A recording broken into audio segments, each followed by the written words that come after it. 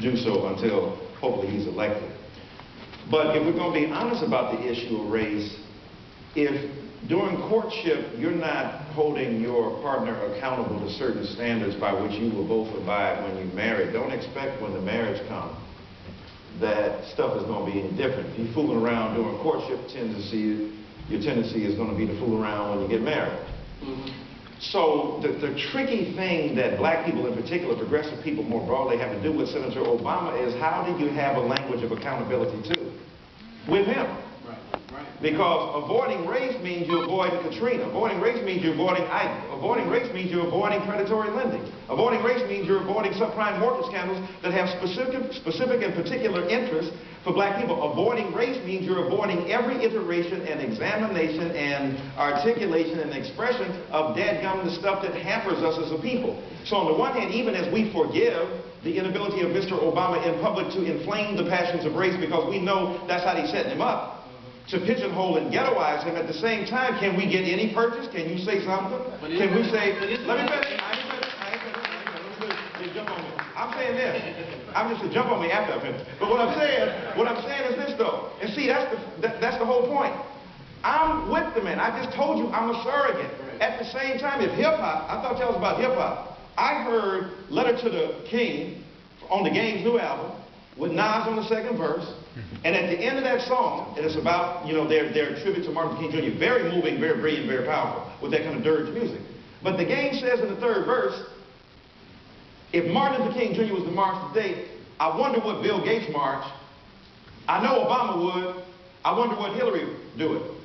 Slow down on the history. First of all, Bill Gates gave more money to Negroes than any person in American history. That's number one.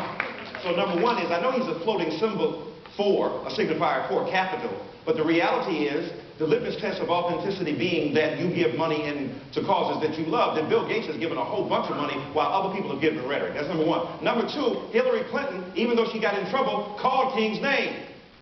She mentioned Martin Luther King Jr. in public. Yes, in relationship to LBJ and the like, Mr. Obama was criticized at his speech for calling him a young preacher from Georgia.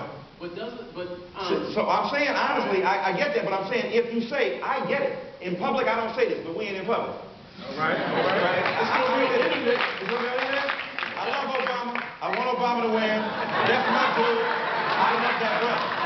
Do not Travis Smiley or Jeremiah Wright. What I'm saying,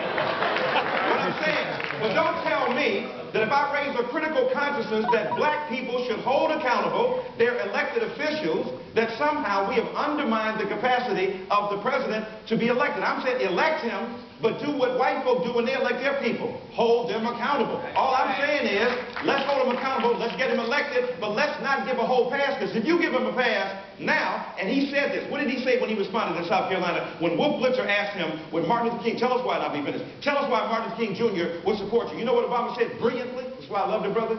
He said he wouldn't support me. He wouldn't support anybody. He would get the American people to hold me accountable to the principles and interests that we claim to be accountable for. So all I'm saying to y'all, black folk are so desperate, and I get it, to have our people up in there, and Obama is a brilliant politician by any measure. I want the brother up in there, but I also don't want us to be fooled that when we get the brother up in there, most of our lives will not be changed. Black folk ain't gonna get out of jail the next day. You going to pay your taxes. Negroes will still have high cholesterol and eat fried chicken. That's the reality, even if he gets elected. So how do you hold him accountable, us accountable to the political process, even as we support him? That's all I want to say. That's all I